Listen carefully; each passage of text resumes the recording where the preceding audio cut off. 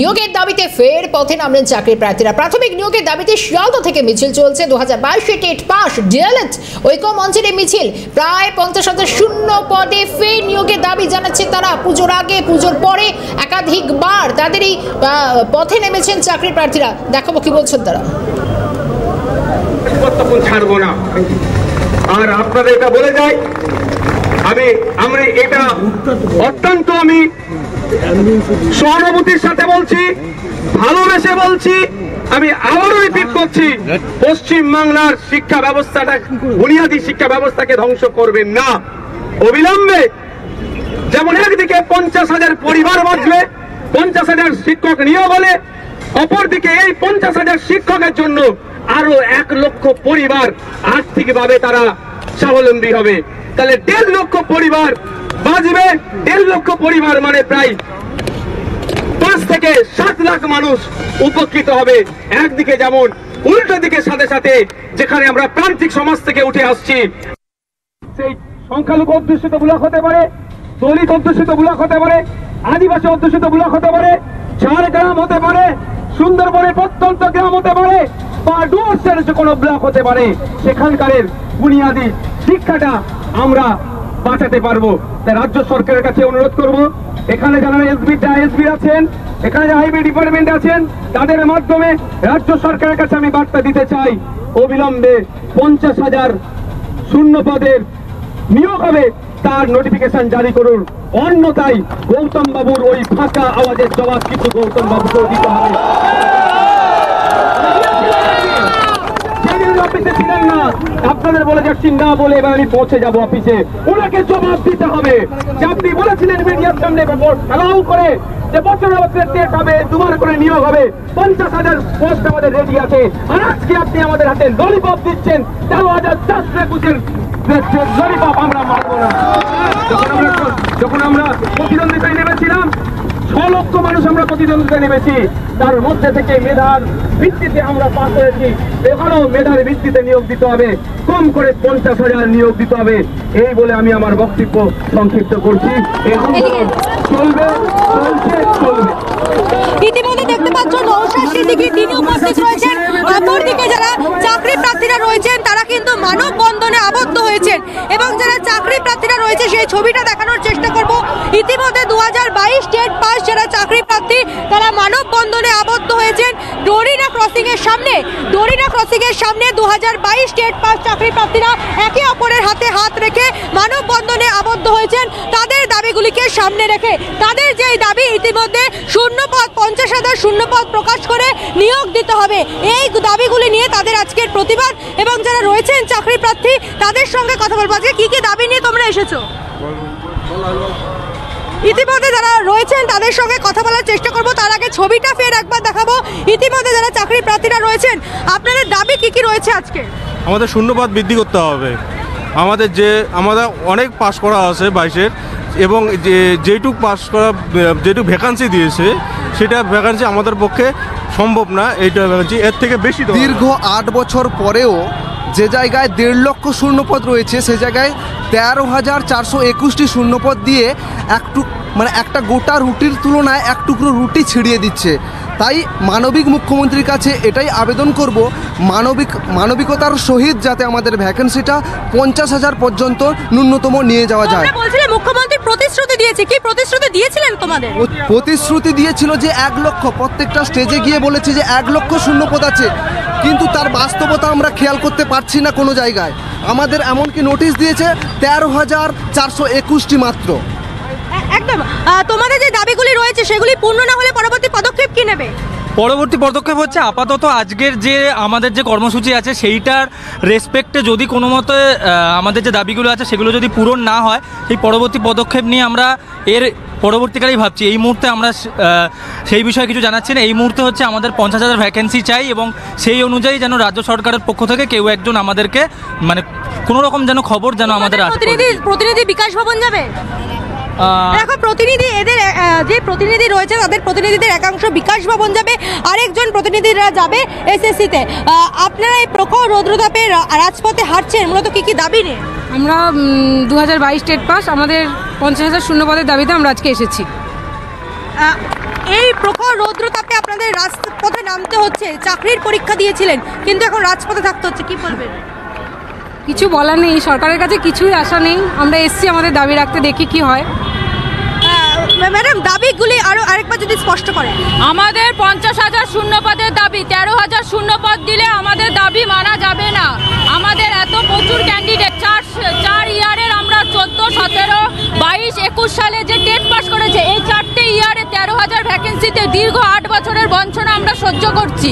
এইটুখানি ভ্যাকেন্সিতে কিচ্ছু হবে না। যারা পুরনো ক্যান্ডিডেট আছে, যাদের একাডেমি অনেক কম আছে, তারা সবাই বঞ্চিত হবে। 8 বছর বাদে বাদে এরকম নিয়োগ করে এত অল্প ভ্যাকেন্সিতে আমরা এই দাবি মানব না। আমাদের 50,000-এর ভ্যাকেন্সি চাই, অবিলম্বে আমাদের 50,000-এর ভ্যাকেন্সি দিতে হবে। একদম 50,000 শূন্য পদের তালিকা প্রকাশ করতে হবে, 50,000 শূন্য পদে নিয়োগ দিতে হবে। তা নিয়েই আজকে তাদের এই প্রতিবাদ কর্মসূচি, এবং তাদের প্রতিবাদ কর্মসূচিতে যোগ দিয়েছিলেন বিধায়ক নওশাদ সিদ্দিকী।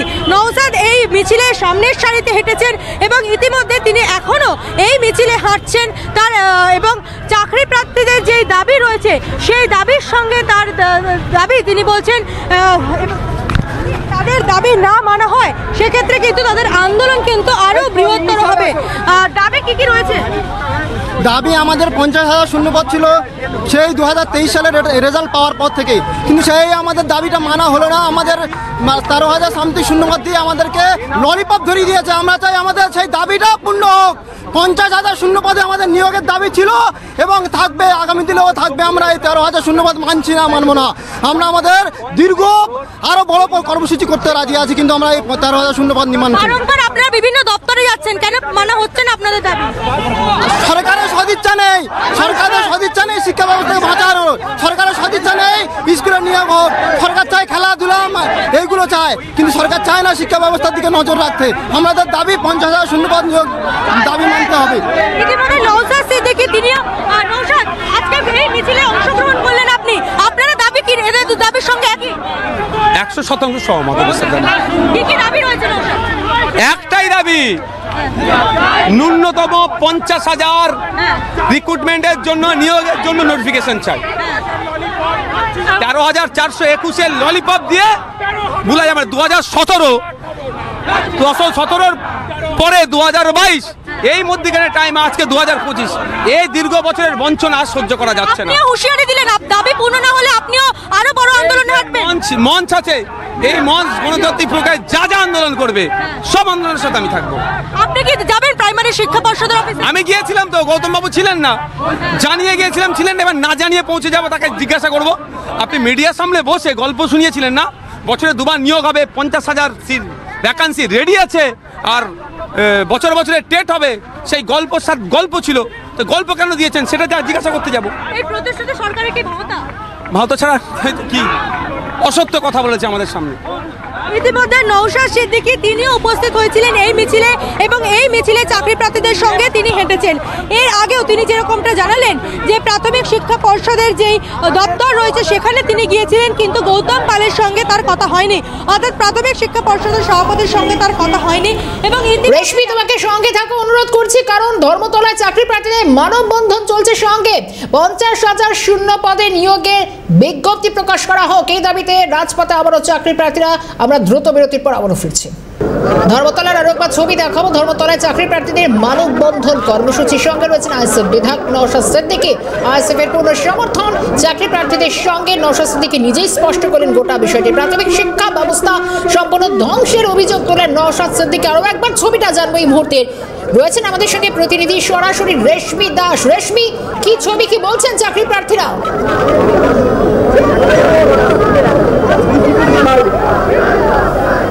দেখো, শিয়ালদহ থেকে এই মিছিল শুরু হয়েছে এবং ধর্মতলায় এই মিছিল ইতিমধ্যে পৌঁছেছে। তুমি দেখতে পাচ্ছ জাতীয় পতাকা অর্থাৎ তিরঙ্গা একেবারে হাতে নিয়ে এই মিছিলে অংশগ্রহণ করেছেন চাকরি প্রার্থীরা। 2017-এর পর 2022, দীর্ঘ 5 বছর পর হয়েছিল প্রাইমারি টেট, কিন্তু তারপরেও নিয়োগ নিয়ে বঞ্চনার শিকার হচ্ছেন এই চাকরি প্রার্থীরা, অভিযোগ তাদের। এবং তাদের সঙ্গে ফের একবার কথা বলবো।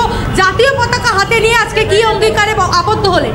অ্যাকচুয়ালি আমরা যে অঙ্গীকারে আবদ্ধ হয়েছি সেটা হচ্ছে সংবিধান বাঁচানোর অঙ্গীকার। সংবিধানের কি আর্টিকেল 21-এ, যেখানে 6 থেকে 14 বছর বয়স পর্যন্ত বাচ্চাদের শিক্ষার অধিকার কথা বলা আছে, যেটা অবৈতনিক এবং বাধ্যতামূলক। কিন্তু রাজ্যে শিক্ষা ব্যবস্থার প্রাথমিক শিক্ষার যে হাল সেটা খুব করুণাদায়ক। কারণ 2215টি প্রাথমিক বিদ্যালয়ে মাত্র একজন করে শিক্ষক আছে অথবা কোনো শিক্ষক নেই। প্রাথমিক বিদ্যালয়ে যে বাচ্চারা 6 থেকে 14 বছর বয়স পর্যন্ত বাচ্চারা, তারা হয় শিশু শ্রমিক করছে, বিড়ি লেবার করছে, অথবা ইটভাটায় কাজ করছে। আমাদের দাবি একটাই, এই সংবিধান আর্টিকেল 21কে বাঁচানো। তাহলে সেটা কীভাবে হবে? সেটা হবে প্রাথমিকে 50,000 শূন্যপদে নিয়োগের মধ্য দিয়ে। কেননা মাননীয় মুখ্যমন্ত্রী বিধানসভায় ফেব্রুয়ারি মাসে বলেছেন যে আমার কাছে 1 লক্ষ শিক্ষকের শূন্যপদ রয়েছে। তাহলে উনি নতুন এক্সাম হলো SLSTর, সেখানে দিয়েছেন মাত্র 18,000, আমাদেরকে দিলেন 13,000, তাহলে দিলেন কত? মোটেই 31,000। মুখ্যমন্ত্রীর প্রতিশ্রুতি পূরণ করেননি। একদম, উনি কোনো প্রতিশ্রুতি পূরণ করে না। 2021 সালে বিধানসভা নির্বাচনের পূর্বে পুরসুরা বিধানসভা কেন্দ্র, সেখানে উনি বলেছিলেন ডবল শিক্ষা হবে, ডবল চাকরি হবে, ডবল কাজ হবে। আজকে 5 বছর অতিক্রান্ত হয়ে গেল নির্বাচন হওয়া, অথচ ডবল শিক্ষা নিয়োগ তো হয়নি, ডবল চাকরি বাতিল হয়েছে। এখানে দেখা যাচ্ছে তুমি একটি কালো কাপড় মাথায় বেঁধে প্রতিবাদে অংশগ্রহণ করেছো। কালো কাপড় বাঁধার কারণ? অ্যাকচুয়ালি কালো রং হচ্ছে প্রতিবাদের প্রতীক, তাই আমরা এই কালো রং নিয়ে বা কালো যে রিবন সেটা নিয়ে এই প্রতিবাদে সামিল হয়েছি। মুখ্যমন্ত্রী প্রতিশ্রুতি দিয়েছিলেন নিয়োগের, কিন্তু সেই নিয়োগ হয়নি, দাবি এই চাকরি প্রার্থীদের, আর তা নিয়েই আজকে তাদের এই প্রতিবাদ। ইতিমধ্যে যারা চাকরি প্রার্থীরা রয়েছেন তারা দেখা যাচ্ছে যে তাদের এই মিছিল ওয়াই চ্যানেলে পৌঁছেছে এবং তাদের যে দাবিগুলি রয়েছে, অর্থাৎ তাদের শূন্যপদ পূরণ করে তাদের নিয়োগ দিতে হবে, সেই দাবিকে সামনে রেখে এবং বিধায়ক নওশাদ সিদ্দিকী এই মিছিলে অংশগ্রহণ করেছিলেন প্রথম সারিতে, এবং চাকরি প্রার্থীরা এই মিছিলে অংশগ্রহণ করেছেন। এবং যারা চাকরি প্রার্থীরা রয়েছেন তাদের সঙ্গে আরেকবার কথা বলে নেওয়ার চেষ্টা করব। এর আগেও আপনারা গেছিলেন, বিধানসভাতে গিয়েছিলেন, SSTতে গিয়েছিলেন, কিন্তু কেন সুরাহা মিলল না বলে মনে করবেন? দেখুন, আমাদের সুরাহা মেলেনি কারণ হচ্ছে এই আমাদের 13,000 ভ্যাকান্সি যে আছে, যেটা দিয়েছে 13,421, এটার ব্যতিরেকে আমাদের ক্যান্ডিডেট সংখ্যা অনেক। এখানে 2022 স্টেট রয়েছে, 2023 রয়েছে, 2014 রয়েছে এবং 2017 রয়েছে। টোটাল যদি আমরা সংখ্যাটা দেখি সেটা প্রচুর, মিনিমাম সেটা 60,000 পেরিয়ে যাবে।